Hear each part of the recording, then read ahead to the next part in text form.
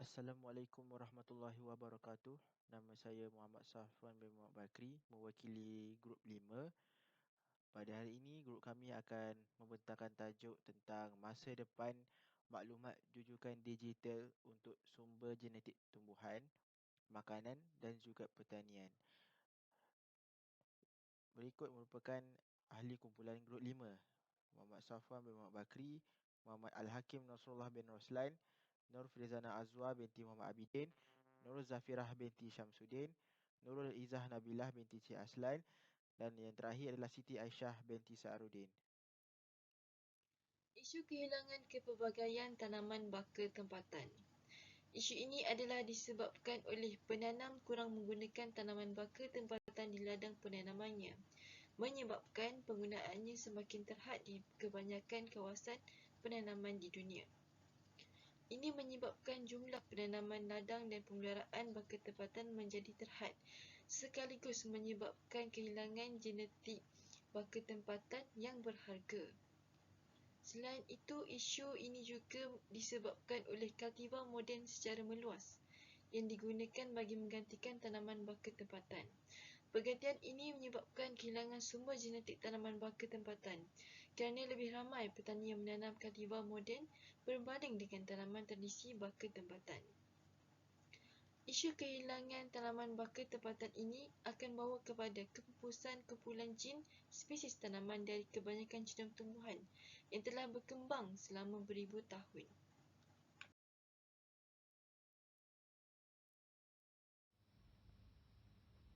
Penyelesaian isu kehilangan kepelbagaian tanaman baka tempatan ialah dengan menggunakan maklumat jujukan digital bagi mengenalpasti pertumbuhan genom yang menyokong penyelesaian tempatan dan membantu kita memahami bagaimana ratusan tanaman baka disesuaikan dengan persekitaran yang berbeza. Selain itu, anjakan tanaman baka tempatan yang disesuaikan secara tempatan dengan ciri-ciri penyelesaian kepada iklim masa depan dengan menanam monokrop dengan hybrid seragam, genetik dan kultivar yang lebih baik. Seterusnya, polarisasikan pertanian mampan dan berdaya tahan dengan membolehkan penyelidik menasihati petani yang tanaman baka tempatan diramalkan mengikut keadaan iklim atau perosak dan patogen yang muncul. Ramalan tersebut disampaikan melalui ejen pengembangan pertanian tempatan dan teknologi yang terlatih dengan alatan berasaskan telefon pintar. Saya Nur Zafirah binti Syamsuddin, nombor matrik S56583, ingin membentangkan mengenai isu kekurangan tadbir urus dan perundangan antarabangsa dalam maklumat jujukan digital DSI. Isu kekurangan tadbir urus dan perundangan antarabangsa yang jelas dalam maklumat jujukan digital DSI. Hal ini merujuk kepada keselamatan makanan dan penggunaan mampan biodiversiti global yang mempunyai potensi besar melalui kemajuan dalam penjujukan DNA yang akan memberi manfaat kepada penduduk termiskin di dunia.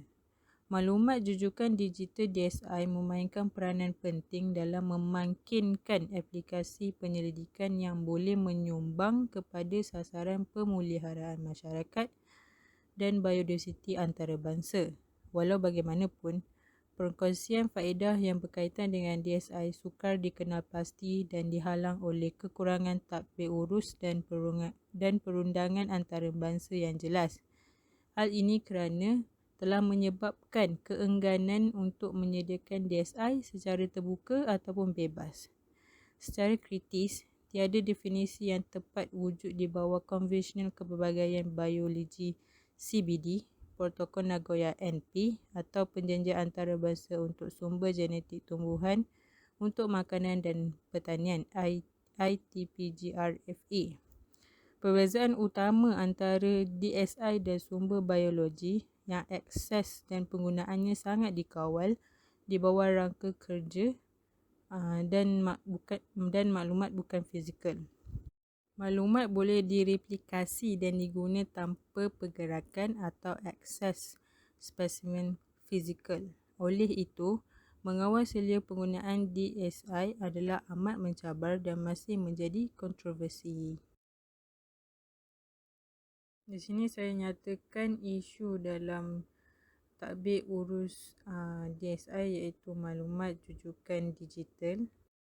Yang pertama, faedah boleh mengalir daripada bahan digital secara bebas daripada bahan fizikal yang telah diperolehi. Namun, walaupun perjanjian meliputi pengeluaran DSI dan penggunaan awal, penggunaan data berikutnya oleh pihak ketiga sukar untuk dijejaki setelah diterbitkan secara akses terbuka.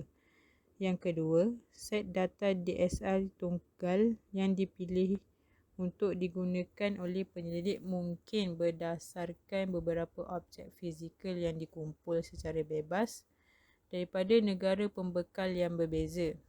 Yang ketiga, tafsiran DSI sebagai unit fungsi keturunan atau gen boleh dikatakan konsep yang melangkaui negara asal mana-mana organisma tertentu yang mengandungi rujukan. Seseorang yang mencari kejadian rujukan gen dalam pangkalan data yang tersedia secara umum mungkin menemui beberapa kejadian dari negara yang berbeza daripada spesies yang sama atau spesies yang berkaitan. Jadi, penggunaan akhirnya data ini tidak boleh dikaitkan dengan satu kejadian yang dikawal oleh perjanjian dua hala. Untuk penyelesaian bagi kekurangan tadbir urus dan perundangan antarabangsa yang jelas ialah yang pertama dengan menjalankan sistem pelbagai hala, iaitu ia harus diberikan pertimbangan yang tinggi kerana sistem ini akan menentukan nasib pendidikan dan inovasi yang berasaskan maklumat rujukan digital ini ataupun DSI untuk pada masa yang akan datang. Dan dalam sistem ini juga penggunaan komersial juga dapat dilakukan, di mana ia adalah untuk memajukan pemahaman kita lebih lagi mengenai biodiversity dan untuk memastikan bahawa penggunaan DSI ini meningkat dan faedahnya pula boleh dikongsikan secara meluas. Dan penyelesaian ini juga mungkin boleh dilakukan dengan cara memasukkan pihak-pihak yang penting dari negara seperti negara penyedia dalam perancangan penyelidikan dari awal, di mana ia memudahkan pengenalpastian faedah dan pelaksanaan strategi pemeliharaan pada skala tempatan. Jadi, jika perjanjian untuk pelbagai hala ini dapat dilaksanakan dengan baik, faedah yang dilihat berpotensi boleh menjadi besar dan dapat direalisasikan secara eksklusif di negara-negara penyedia. Dan perjanjian sistem pelbagai hala ini juga dia dapat memastikan akses terbuka dan perkongsian manfaat dapat dikongsikan secara meluas.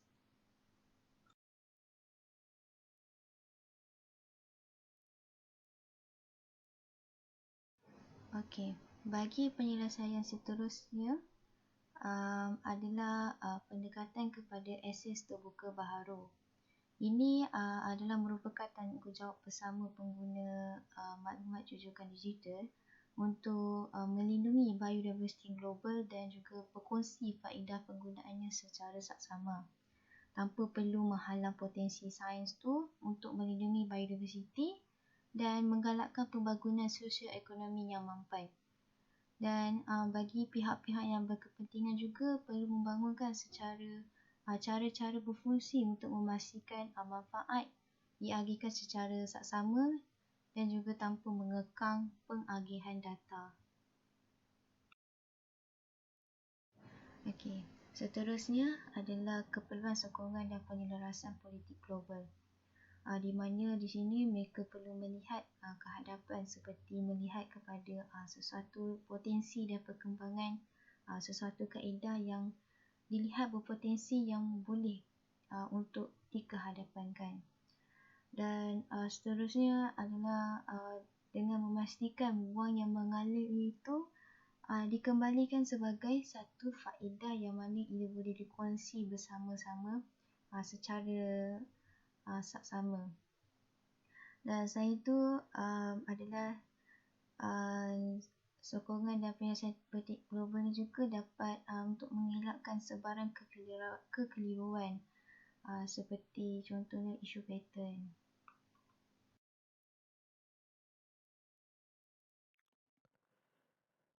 Isu yang terakhir adalah isu kebergantungan akses kepada DSI, iaitu data untuk genotip atau fenotip. Nilai pembiakan yang optimum akan dicapai, contohnya semasa pemilihan genomik, dengan menggabungkan data pra-pembakaan berbilang akses. Terdapat percampuran dan pengiraan sejumlah besar aksesi dan garisan yang pelbagai untuk menyediakan kemajuan genetik yang disasarkan atau nilai pembiakan yang lebih baik. Ini dapat membuat sumbangan tepat bagi setiap kesertaan yang digunakan hampir tidak dapat dikendalikan. Malah, salah satu pencetus permulaan sistem pelbagai hala adalah penyebaran yang diiktiraf secara meluas bagi kebanyakan tumbuhan yang digunakan untuk makanan di seluruh dunia. DSI ini juga dapat menambah satu tahap kerumitan kepada isu sedia ada. Seterusnya, peningkatan biologi sintetik atau lebih tepat lagi kapasiti de novo yang diramalkan mensintesis serpihan DNA yang sangat besar walaupun tidak digunakan secara meluas dalam pembiakan setakat ini. Oleh itu, ia dapat mengganggu hubungan antara bahan plasma nutfah dan produk terbitannya, walaupun merupakan sistem yang sangat cekap untuk menerangkan dan melindungi jujukan DNA untuk paten. Masih tidak jelas sejauh mana kepelbagaian dan sejauh mana sistem harta intelek tertentu harus digunakan untuk DSI daripada PGRFA.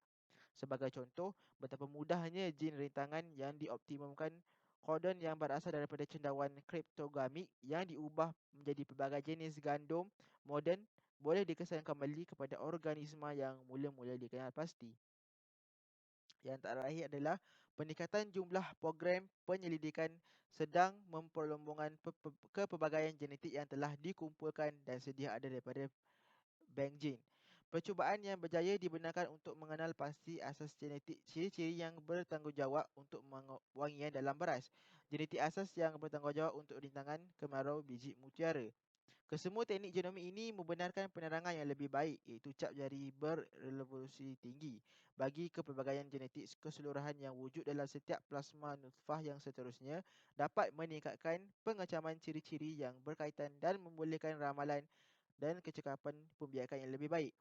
Ia juga dapat membantu dan memastikan penggunaan mampan PGRFA untuk menyediakan tanaman yang disesuaikan secara tempatan, berdaya tahan terhadap pelbagai tekanan biotik dan abiotik dan perlu untuk mengekalkan tahap keselamatan makanan yang tinggi.